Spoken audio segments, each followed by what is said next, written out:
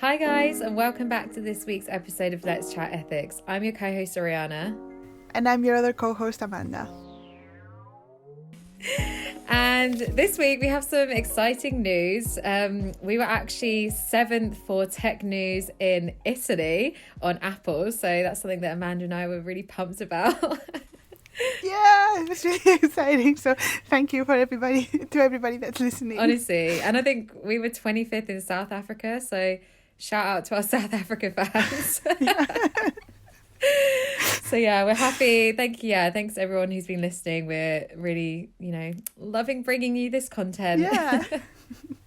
Yeah, this is really fun. Yeah, oh, look at us. And this week we're going to discuss what is AI ethics and what AI ethics means to us, because Amanda and I have realised that we've been speaking about AI ethics obviously from the beginning, but haven't really actually defined what AI ethics is, or kind of what we understand it to be and what is happening within the field as a whole, kind of how the field got to where it is now. So in terms of what AI ethics is or / means to me, my journey was more coming into AI ethics from the philosophy side, doing a master's in philosophy and doing my dissertation on the effects of biotechnology and artificial intelligence on human nature. And through that, obviously looked at ethics and these kind of different conceptual ideas of what I guess AI is and what it could do and what it might mean. And that's what sparked my interest in the area. And I was finished in 2015, and when I finished there, honestly wasn't the kind of hype there is now around AI ethics at all, actually. So in terms of jobs, there wasn't really any kind of job, or kind of there wasn't recognized in industry like we're seeing today. So actually for me it's very exciting to see that there are now actually 9-to-5 jobs in this area. Private corporations are recognizing AI ethics, governments are, the fact that Amanda and I had the Centre for Data Ethics and Innovation on a few weeks ago, that that's a department set up by the UK government to advise on policies surrounding ethics of AI, which is crazy. Yeah. If you said that to me 5 years ago, I would be like, no way. Yeah, no. I still kind of blows my mind. So yeah, I just think it's a really exciting time for ethical AI, really, the way it's just blown up. And I feel like it's just going to continue to progress from here, hopefully. And it's just an exciting time to be in this field. But actually, I was saying to Amanda the other day actually about this company called Hypergiant based in Austin, Texas, who actually based their ethical values and their guidelines around Immanuel Kant's theories of ethics and his framework. So yeah, I've been following Will Griffin, who's the Chief Ethics Officer, for a while, and listening to some of the talks and events he's been to. But yeah, so anyone who wants to check that out, I feel like is a really interesting and kind of unique way a company is incorporating that into their values. So yeah, we should talk about that in an episode. Cause we actually should. I really like that. Kant especially, I'm like, what? I know. I'm actually really interested by that. That one, when I saw that as well, I was just like, wow, this is crazy to me. But really, I think it's been a growing field, and it's exciting to kind of see it kind of boom the way it has, especially in 2020. So yeah, I don't know if Amanda, you want to say what kind of AI ethics means to you and what you understand it to be, and like how your journey with it. Yeah, so basically, I guess I always, whenever I thought about AI ethics, for me they were more kind of like interesting thought experiments, because in my mind it was all like the Terminator and HAL 5000, I want to say, the evil computer from 2001. And I always thought like, that's an interesting thing to think about, and maybe in the future it will be important, but it's so far off of what we've got today, and I don't think there's anybody working on building evil computers. Hopefully, if you are out there and you're building evil computers, stop. I was going to say maybe somewhere. I wouldn't put it past Yeah. there's enough billion Um, people maybe. yeah.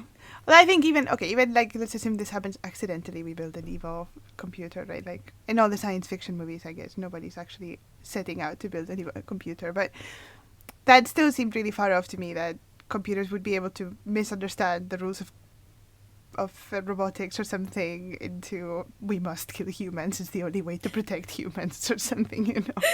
I know. I like how every film like that is like it's like an alien invasion, but an invasion that Yeah. uses when you actually like think about it in like practicality, it's actually ridiculous, but it's funny. It's funny. Yeah, yeah, exactly. I'm like we can't even get computers to understand the concept of a chair, and but anyway, so for me that was kind of what AI ethics was for the longest time, and I know it wasn't just for me. So I was reading a paper from 2016 talking about the social impact of natural language processing, which is my particular area of AI, I guess, and in the paper they're talking about how up until that point, like a search on an archive of papers for, I think it was ethics in NLP or ethics in natural language processing, returned two papers, and neither of them actually had anything to do with ethics and NLP beyond maybe some like data protection or something, you know.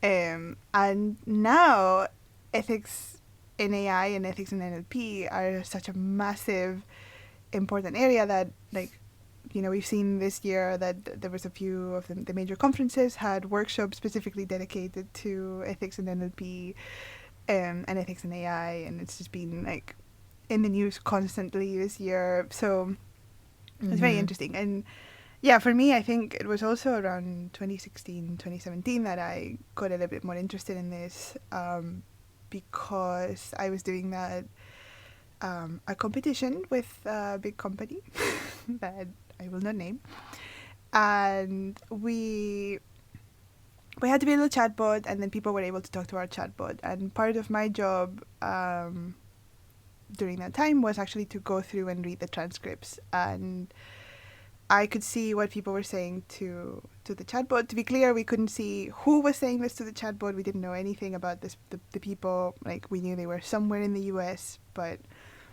we didn't know, we couldn't hear their voice or anything, so we didn't know if it was a man or a woman or a child or where in the US they were. We didn't know anything about them, only the conversation itself. And a lot of the conversations were very violent and very sexual, and then I decided to change the topic of my PhD to work on that instead of what I'd been working on previously, which was automatic evaluation of conversation. So if somebody gives you a conversation, is it a good or a bad conversation? What does it even mean for something to be a good conversation? Somebody else is working on that now, I think. So if you're That's curious, I'd be interested to see how that would rate our podcast. Yeah. Anyway, so I kind of got into it through that. It was much more, I sort of stumbled into my area of research, and I mean, it was something that had always interested me in the sense of, like, obviously I'm interested in feminism and all these things, and then suddenly it was the two sort of collided, and it was just like very interesting to me. So and from that I kind of got more into AI ethics, and I mean, I always had the feeling that AI ethics was important, but it had never really sunk in so much, like, how important it was. And I think probably, I know that most people that study computer science don't get any kind of ethics training. It's not usually mentioned.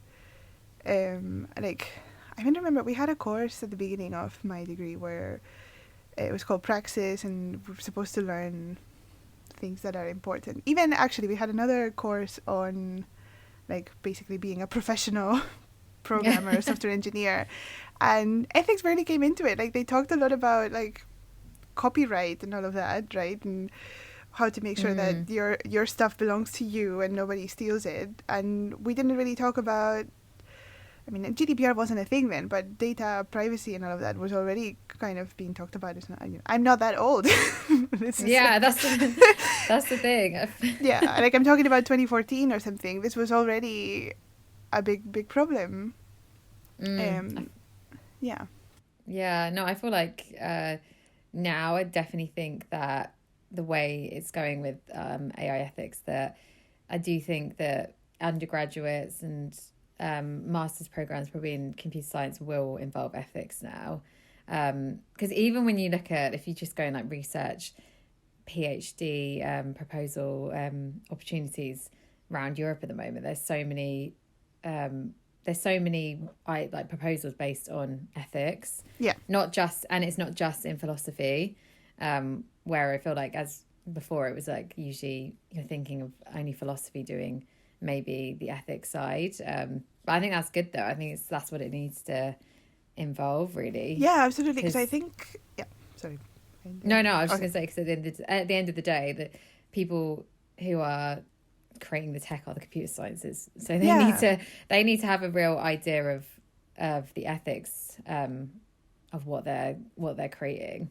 Yeah, absolutely. I think, in fact, I think one of the big problems that we've had is that in computer science there is no emphasis, or up until now there wasn't an emphasis on ethics, and at the same time, from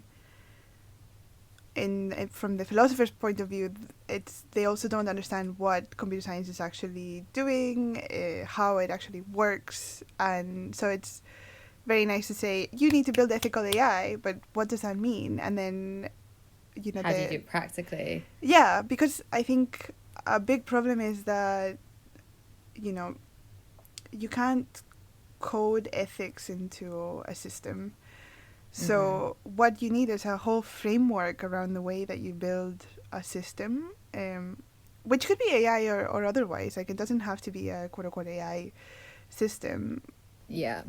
To have ethical issues, right? And I think that's been missing so far. And so there's been a lot of, like, it's sort of, I think, easy to call out the problem. And I think it's important to call out the problem, but you need to also be able to provide solutions and practical solutions. Because I think, a lot of the AI problems today ethical AI problems today are hard technically. They're not, even something like bias, which is I guess right now the most popular, like, famous problem in AI ethics.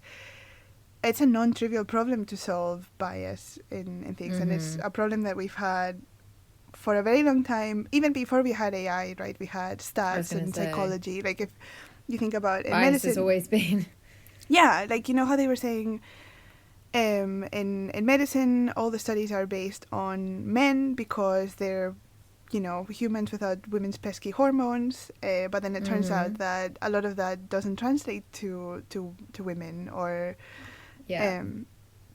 Yeah, even like recently they had that black doctor who shared what certain like rashes, or what COVID rash and other forms of rashes would look like on black skin, because doctors aren't being trained on black skin. They're being trained on white skin, so they can recognize a rash on white skin but not on black skin. So yeah, the bias is obviously seeps into every area. Yeah, exactly. And yeah, in psychology and in the other sciences, I think they've had more of an idea that this has been happening in terms of stats. And at the end of the day, machine learning is a matter of statistics.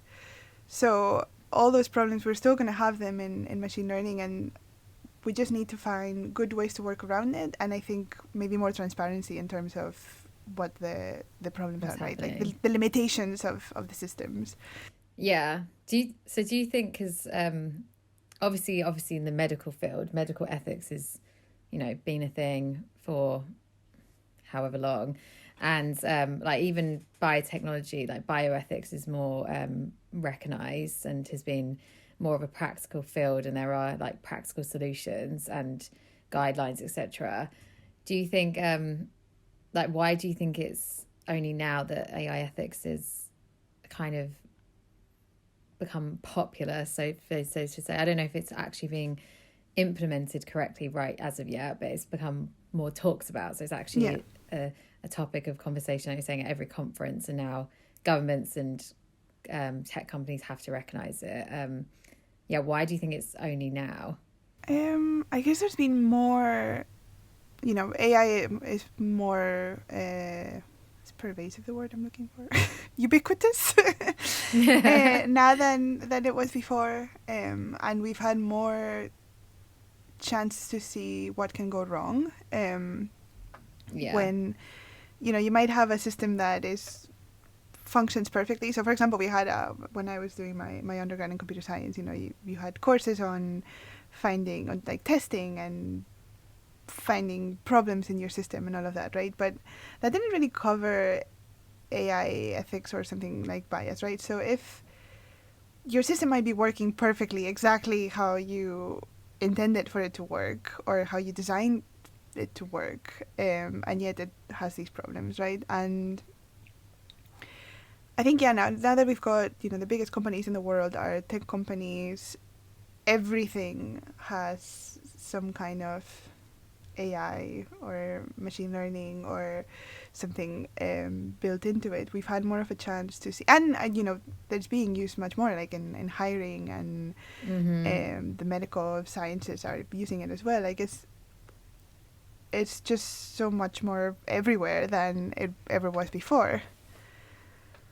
I completely agree with you. I often wonder that as a whole, people working in this space and just everyone in general probably didn't predict that we would be implementing AI and machine learning at such a rapid rate, and it would be in our everyday lives. Like we've spoken about before, not everyone even realizes what machine learning and AI is and how it's used and how you're taking part in it every day.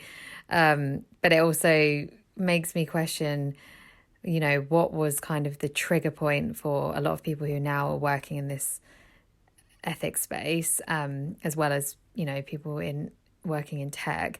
What was kind of that, what was the one big moment that stood out that was like, wow, okay, this can be dangerous and this can have a really negative impact, and we should also, as well as recognizing the positives, also recognize the negatives of this innovation.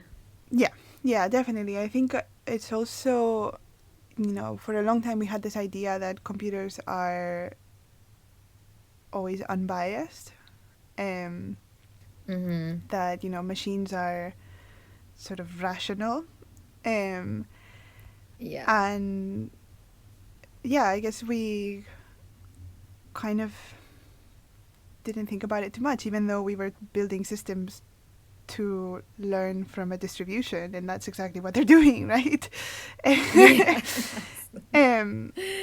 So I mean I think it's also probably the way that AI is different than what we imagined it would be. Like if you look at science fiction from the 70s and stuff, and they were like the year 2000, it's like I was Back to the Future and stuff, and I think the world is quite different than what we thought it was going to be once we had AI. And I mean, I always want to kind of, I don't know, I'm a bit always nervous about calling it AI because, I always say we want to talk about like what we talk about when we talk about AI. But I guess I'm talking about like machine learning and So, I think it's very different. I guess probably when we imagined we'd have AI, did we think that computers were actually going to be able to understand like the actual concept of a chair to really like grasp it the way we do? I think a lot of the conversations about AI have been especially in like philosophy and just the general conversations about it have always, like the films and stuff, have been like the super intelligence, isn't it? Thinking that a computer, like like the film Her. Yes, exactly. Like, and you're in a relationship with your computer, and then there was that Channel 4 series Humans, and it's like the robots that secretly actually could have empathy, and they actually understood what it was like to feel and fall in love, and they were deeper than computers. So I think everyone thought that's probably what, or thinks that's what AI is as well. Yeah, exactly. I think that's and what and that's why I genuinely think a lot of people don't think about machine learning or AI in their everyday life at all. No, exactly. Like, I think, yeah, we've got this idea of, super intelligence. That's what we think about. That's why I don't want to call it AI, what we have today, because that's what I imagine when I think AI. I'm like, wow, basically an artificial human. Yeah, that's Yeah, whereas what we really have is, pattern matching and statistics. And it's, I guess it's just not as sexy. But maybe in a way almost scarier and more insidious, because you just think it's just stats, but it's, I don't know. It's hard to imagine. I don't know. Somebody says like logistic regression. It doesn't sound that exciting. No, it's like, you're like, what are you talking about? Yeah, but then you watch the movie Her and you're like, wow, imagine being able to have sex with your computer. Like, it's what a lot of people want to do. I don't know. I mean, in my experience, it seems like a lot of people want to get kinky with their computer. Yeah, I think, well, if you give humans a chance to do those things, I'm sure they will. Yeah. Humans can't be trusted with some things. That's what we've learned throughout history. Yeah.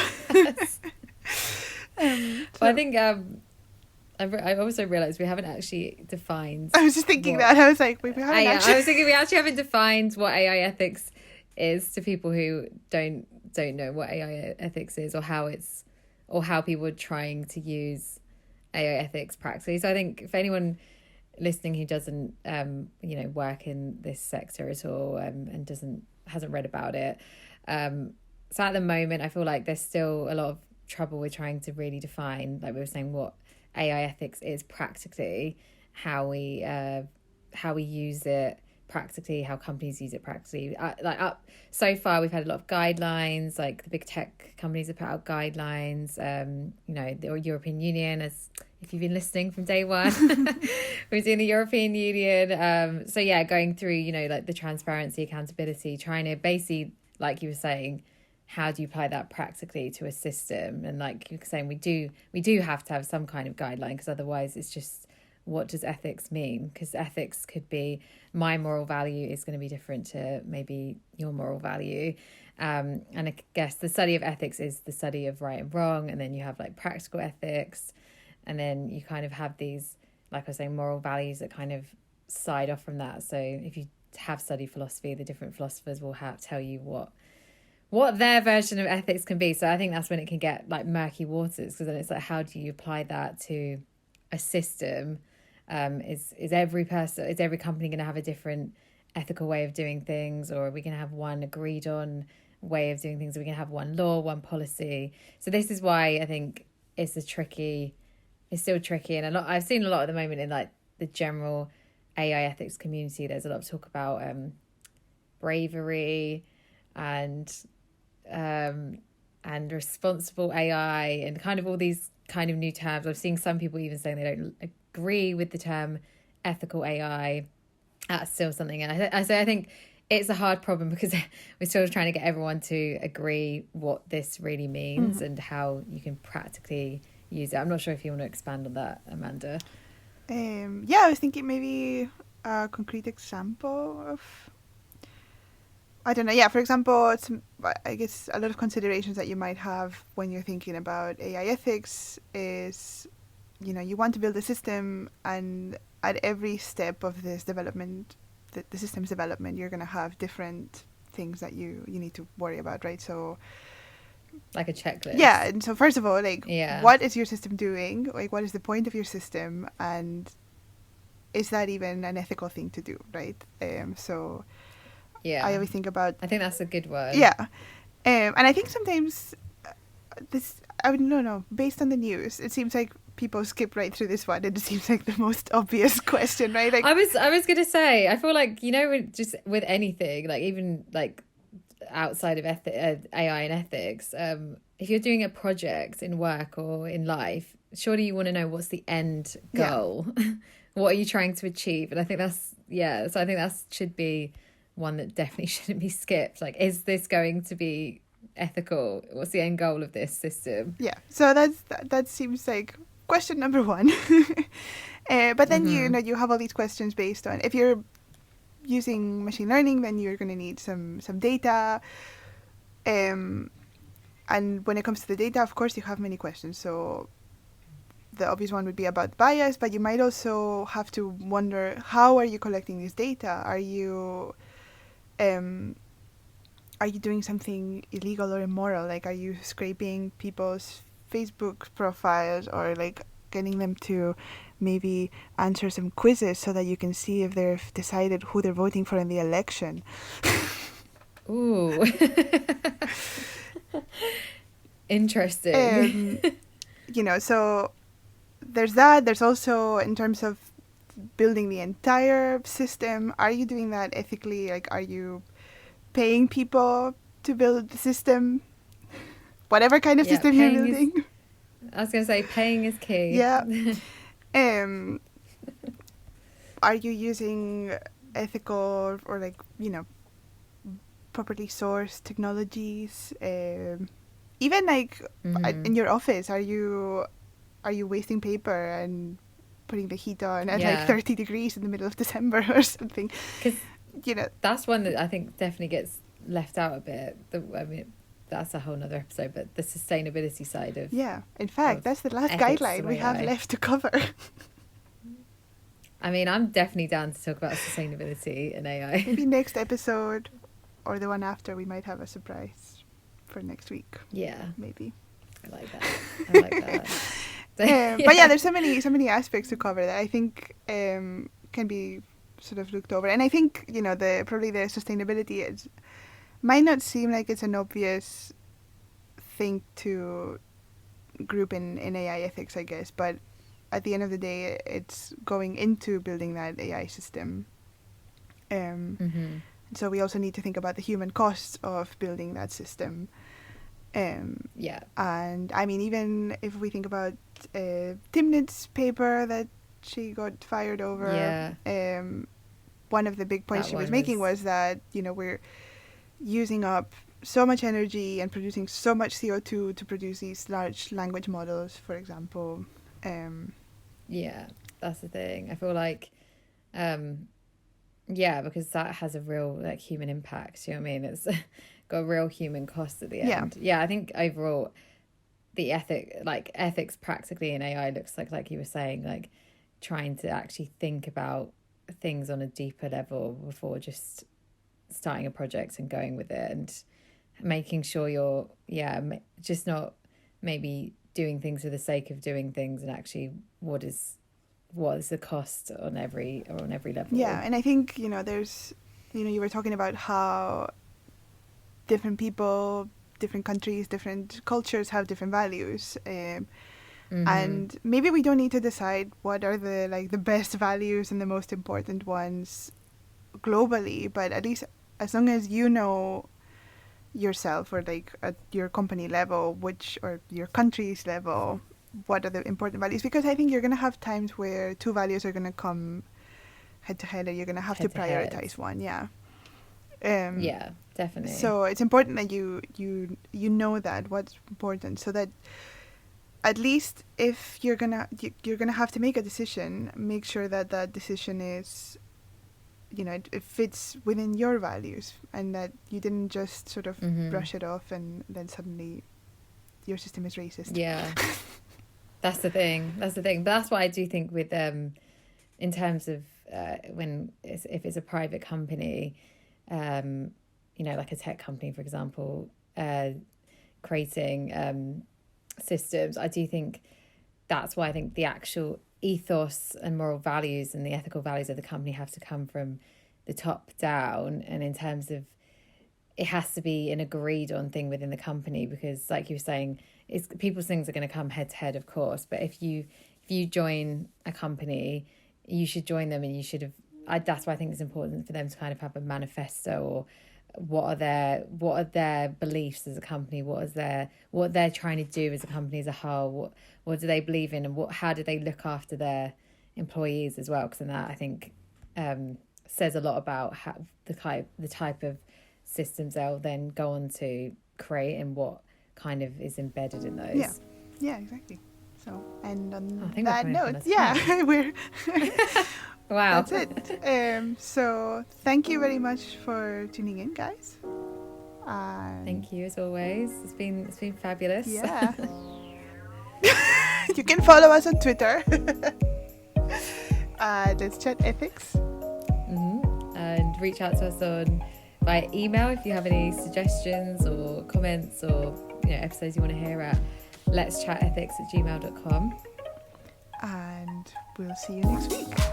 See you next week, guys. Thank you. Bye. Bye.